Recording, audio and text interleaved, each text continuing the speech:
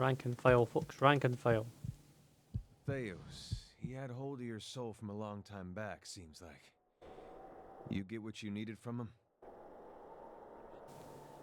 I got an answer to an old question. Not really, I didn't really get any answers. Like, why did he not just kill me? Why did he show mercy? That was the one thing I want to know. I'm beyond those needs now. Feels good, doesn't it? Got enough to worry about as it is. You'll be feeling better soon then. Good. That's real good. You got it figured out what you're going to do about all that? I think so. Maybe.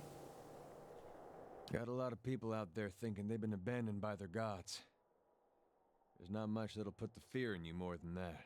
You can take my word for it. If it was in my power, and I know it's not, but if it was, I'd find a way to give them the courage to face it. Not because they think there's some god looking out for them, but because they've just got it in them. And after what you've been through, though, I'm sure you got your own ideas. Better make it good. Ah, the end of the road greets us at last. You fared well, Watcher. Better than any Watcher has right to. Seems you were a field in need of a flame's cleansing. Would that my own trial had produced such an outcome. I had figured myself for the field all this time. But you were the field, and I the darkness. A lesson neither of durance nor of Margarin. But with that trial's end, a new one begins, a god's trial, and I will stand in judgment without mercy. Astounding. I always knew the Leaden Key stood for something big, but I didn't quite realize what I'd gotten myself into. And now, you're in the middle of something even bigger. With a decision that will affect millions. But even if you send the souls somewhere specific now, who knows what the next turn of the wheel will make of them? We can't really control what happens to them. Nor should we try. I had to see the monster Theos had become to realize that. I won't leave something up to this subject, chance. It's your decision, of course. And whatever you decide, I'm glad our paths crossed in Gilded Vale. Mother. Theos may be gone, but his crimes, the wounds he has inflicted, remain. And yet, if we would free ourselves from his legacy, you must first free the souls he has trapped. His work cannot be undone. Chaining these souls to broken lives will only prolong it. It is not the easy choice, Watcher. But much ill comes from forcing the world into a shape that does not fit it. We must allow for the mercies of the cycle to heal the lost, and live with our wounds for a time. Never thought I'd see something like this in my travels. Lends a little perspective, doesn't it? To think, the decisions the Angwithans made thousands of years ago still shape our lives today. It would be a shame to deny these souls the chance to find their own way and their own purpose. I'd probably still be twiddling my thumbs by the side of the road if you hadn't come along. Thanks for bringing us this far. Turning of the wheel. As you approach the machine, the path underfoot suddenly changes to a cobbled road. If you hadn't experienced visions like this already in Tale Vivon, you'd be tempted to believe that the machine had sucked you into and deposits you in the middle of nowhere. The sun blazes overhead, and the rolling meadows and thick forests on either side of the road could be anywhere in Deerwood. A shrill crackle turns your head. Standing next to you is a malnourished man clad in thoroughbred longcroft and manacles. His entire body is stripped with lash marks, and there are scarred pits where his nose and ears should be. He stinks of stale sweat and unwashed filth. You notice someone wandering down the road, but the figure's back is to you. This scarred slave has your attention for now. You know something of quiet servitude, Watcher. Groveling and simpering before the gods whose aid you need, so that when they finally raise you to a place of power, you can seize what you desire. You have labored at the pleasure of others. That shriveled hag in Hadrat House, those pompous dear wooden zealots, the wretched tribesmen playing out their fantasies of grandeur. And then you cowered and knelt before the gods themselves, begging one paltry favor and receiving riddles and visions in response.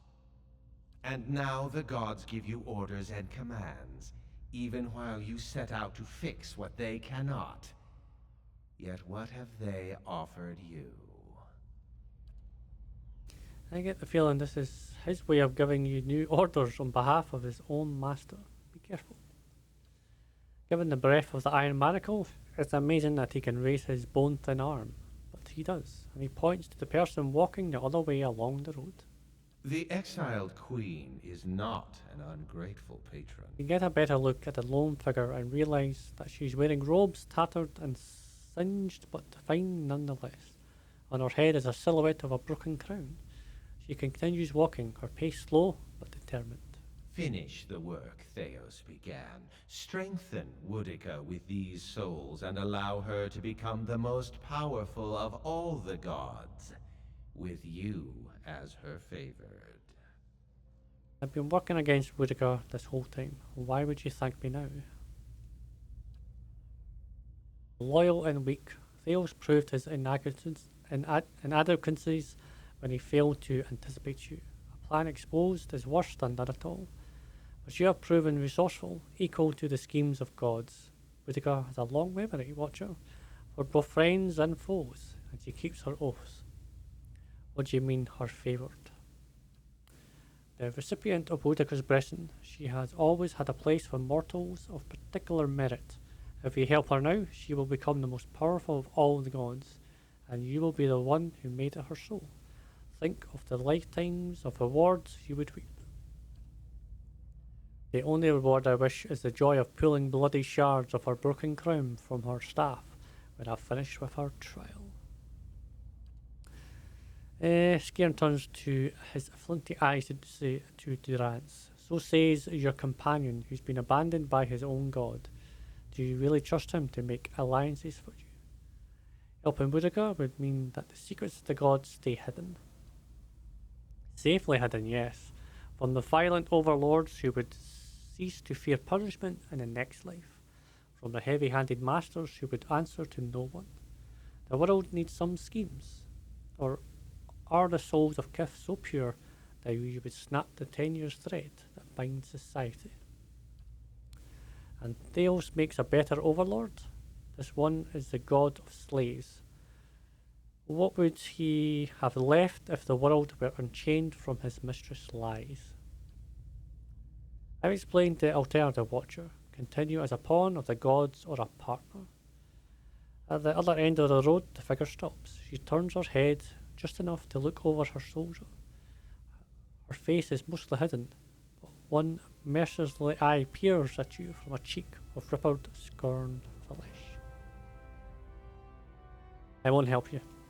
You say that now, but when you're standing in front of the machine, considering the lifetimes and the powers that await you, we'll see what you do. He continues down the road, and when the sun suddenly drops below the horizon, it plunges you into momentary darkness. My word, man. You come to your senses in front of the machine. All these evils we've seen, going all the way back to the Saints' War, that was all Woodica. Imagine if she was stronger on top of it all.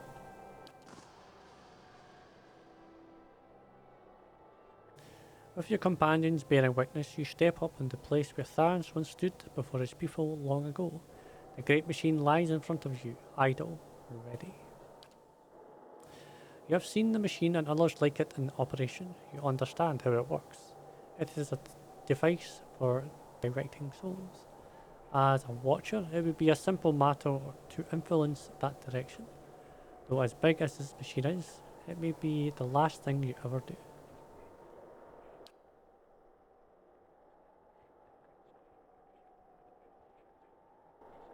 Return the souls to the bodies they were intended for, and that was here. Yep. You close your eyes and expand your perception outward, taking in the immense totality of the tens of thousands of souls orbiting the chamber. Your grasp on the souls is tenuous. You find yourself fighting to keep them all within your influence, and you can feel them slipping away from you as the machine gains speed. A brief moment comes when it feels as though you hold all of them at once, and their force is so great it feels as though they will tear you apart. In the moment, you dedicate your entire being to bending their orbit, channeling the flow in a new direction. At your command, the ancient device became your instrument, spinning to life with deafening resonance and gathering up the swirling essence like thread on a great spindle. There, in the pale pulsing glow of the machine that set you on this path long ago, you summoned all your strength, focusing on your objective and blocking out all else. With a single concussive blast that rocked the chamber and sent you tumbling to the ground, you freed the souls from their stasis. Exhausted, your consciousness slipping away, your last sight was of the machine, dark and dormant. Then your eyes closed, and sleep welcomed you at long last. After coming to and searching for some time, you discovered the route Theos used to enter Sun and Shadow, and embarked on a long and arduous ascent back to the surface.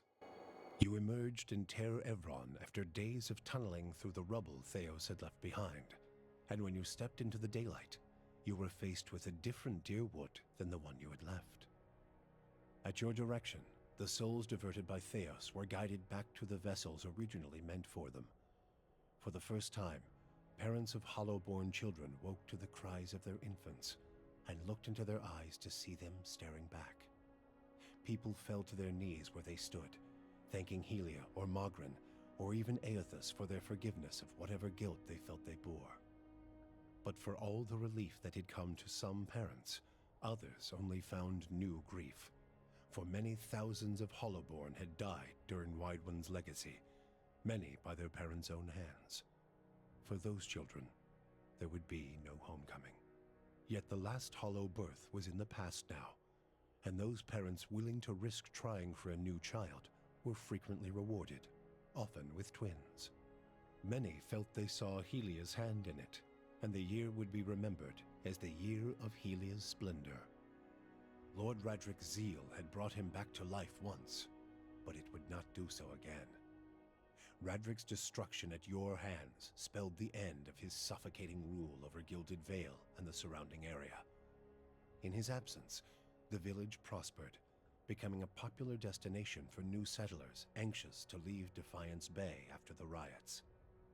Without a nearby ruler, it also grew more wild, with many settlers moving on as soon as they'd arrived, turned off by lawlessness that was excessive even by Deerwooden standards.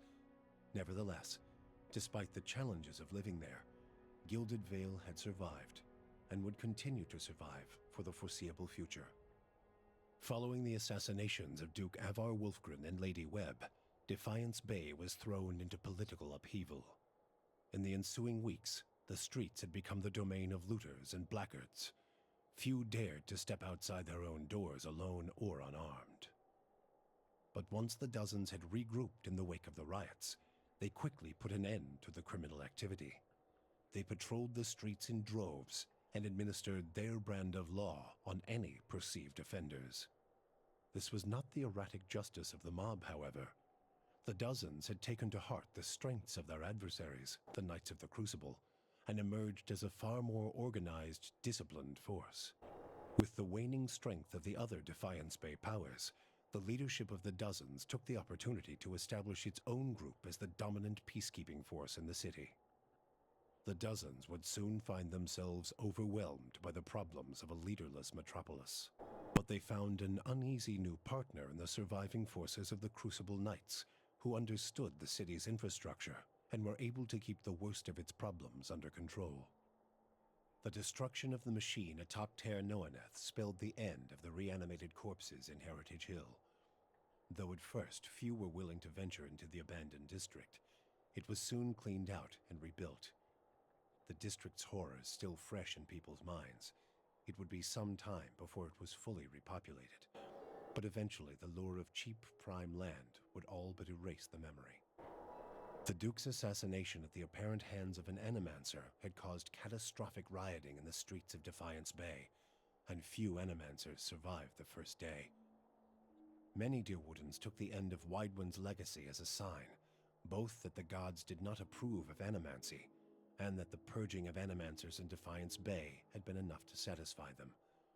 In time, their rage would subside, and a number of surviving Animancers remained in and around Defiance Bay, often taking to the wilds to practice their science without repercussions.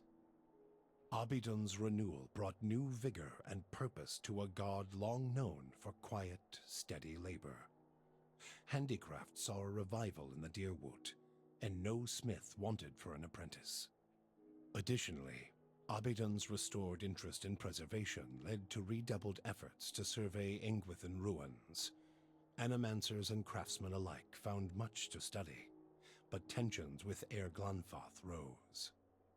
As for Stalwart, the Battle of Caeron's Scar only strengthened their resolve to unlock the mysteries of Durgan steel and build new marvels with the White Forge. However, Stalwart's ambitions brought them into further conflict with the Raid Serens, as more and more impoverished communities gathered at the border and vowed to finish the work of the Iron Flail. It would be many generations before the region saw peace. The Flames That Whisper clan found a cautious peace with Stalwart, particularly once the villagers heard of the aid the ogres had offered against the Eyeless. The clan moved back into the Russet Wood, and as Stalwart grew in prestige, the villagers formed a tighter alliance with their ogre neighbors. Within a generation, ogre traders visited Stalwart, and village hunters were welcome in the Russet Wood. Harmka's death had brought the Devil of Carrick little satisfaction. In time, her taste for vengeance soured. What replaced it was a hunger to feel something, anything, new. Summer had thinned the snowpack twice over when she felt the joint at her elbow first begin to stiffen. She turned her back on the hopes of animancy and civilization and walked east. She pushed through the mountains, past Raid Ceres, and into the broad plains of Ishamiddle. She had forgotten what it was like to simply journey, no goal or destination in mind. Though she felt nothing more than the steady thump of her feet on the road, the endless horizons and grassy meadows were new to her.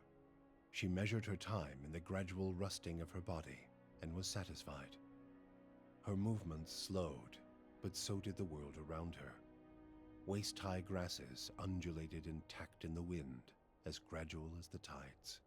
Sparrows and blackjays made steady pilgrimages across the sky, each flap of their wings a solemn salute.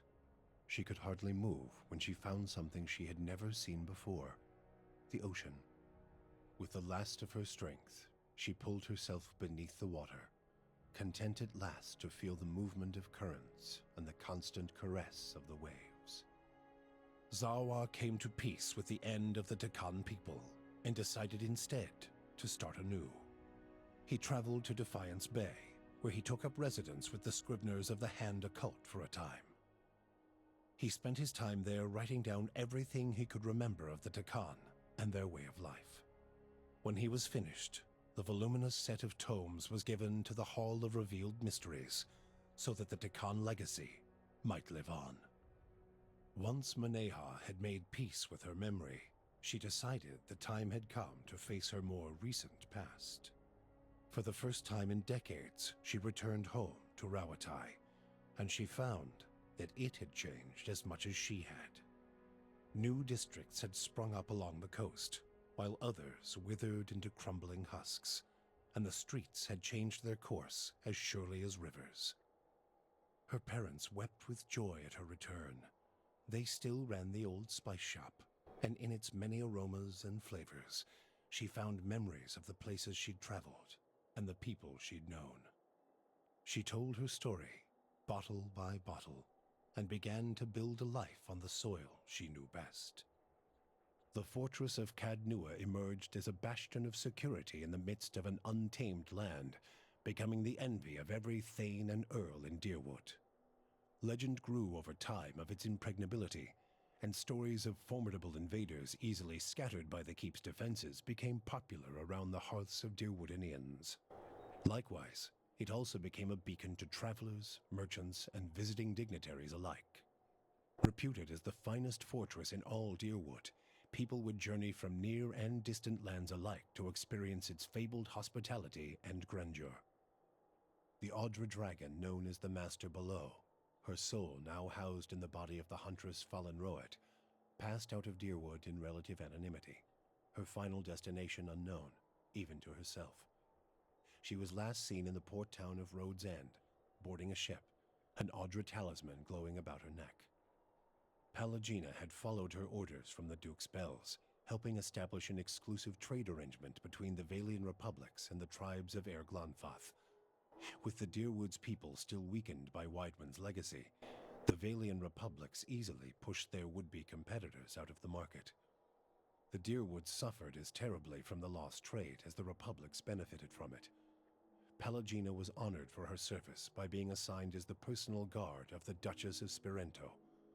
Despite her success, she regretted the choices she had made along the way. With your business concluded, Haravius quietly took his leave and headed home to Thane Bog. The elders of the Fisher Crane had not warmed to Haravius in his absence, and when he arrived, he was denounced and scorned. Haravius spoke of his deeds and of his communion with Galawain, yet none would support his petition to return to the tribe. One by one, starting with the oldest, Haravius challenged each member of the council to single combat, humiliating the Riau in a series of savage duels. With half the council bloodied and shamed, the elders at last acknowledged Haravius' strength, announcing him a hunter of the Fisher Crane tribe. Upon being granted this title, Haravius calmly left the village and embarked again on his life of wandering. Adair chose not to return home to Gilded Vale. Still most comfortable far from cities, he settled in Deerford, which, like many towns in the Deerwood, was beginning the slow process of rebuilding. Believing now that it was the obligation of Kith to be the leaders their gods had not, Adair was soon named mayor of the town, and under his guidance, Deerford soon began to prosper. He expelled the last of the Scanites from the area and drew new settlers with the offer of land, a trick he had learned from someone he otherwise preferred to forget. With each passing day, Deerford would come to more closely resemble the Gilded Vale of Adair's childhood, the one worthy of its name. When the dust settled in sun and shadow, Aloth looked upon the remains of Theos Ixarchanon, his former master. He saw where the Grand Master had gone wrong and what would be required to undo the harm Theos had wrought. With a flick of his wrist, he burned Theos's robe, headdress, and every other symbol of the man's power. Never again, he vowed, should Kith live in fear and blind obedience to an authority they did not understand. Armed with the knowledge and courage he had gained on his journeys with the Watcher, he set out on the long and lonely task of dismantling the Leaden Key. With both their aims fulfilled, Kanarua bid the Watcher farewell and sailed back to his beloved Rawatai. There, he reported on his findings to the Lore College. Kana spoke of the Engwithan people, describing both their vile experiments and their inspiring accomplishments. He spoke too of the destruction of the tablet by the Leaden Key, and the group's efforts to erase the Engwithan legacy from the world. Both inspiration and cautionary tales, he said, could be found in the world beyond Rawatai's borders. Kana urged his people to continue to pursue knowledge abroad, so that the lessons found there might benefit Tekoa. Kana's inability to prove his theory of Engwithan influence diminished his academic standing, but his passion drew much interest from those less concerned with degrees. Kana swiftly became an influential figure in the move toward a more collaborative approach to expansion on the northern continent. In his personal life, he came to enjoy the reputation of an affable eccentric, willing to share grand and impossible secrets, along with a drink and a song. With Theos defeated and the souls released from sun and shadow, healthy children were born once again in the Deerwood. the grieving mother sought a place where she might do penance for the birthing bell. She returned to Deerford, where, to the astonishment of the villagers, she delivered the first healthy child in over a decade. She remained there, and with each new birth, she saw a measure of hope restored to the Deerwood, and a measure of grace for her own troubled past. Durrance used Mogren's strength only until Theos had been cast from the world, and then swore off her influence entirely. Regret came to weigh heavily on his mind, and a man who had never previously lacked for words or opinions came to embrace silence and contemplation. He continued to wander, penniless and destitute, searching now not for the reason for his goddess's silence, but for a mechanism for revenge. The charred robes he continued to wear as a reminder that he had been burned by his goddess, and not just by the flames of the Godhammer. Sagani experienced the 4 months of her journey back to Masuk in vivid colors. She strove to memorize every moment of her final trip through the Deerwood, Glonfoth, the Valian Republics, and beyond, preparing to tell her village of what she had seen on her long journey. All of Masuk shared in her triumph, and she felt her pride and elation magnified by the joy of her village. Never again did she doubt the value of her sacrifices. After decades as a long hunter, Sagani finally became one of Masuk's most respected elders. She guided her community with wise counsel, and a generation after she finally passed, another huntress journeyed into the world to find her soul. For you, the death of Theos brought an end to your waking visions, and a silence to the whispers of the past. In their absence, you were able to sleep. The questions of a distant lifetime ceased to trouble your soul. All that remained was what to make of the answer. But at the moment, there was little to be done, and the matter would have to wait. A long journey loomed ahead, made no easier by your decision to bring an infant to Sun and Shadow.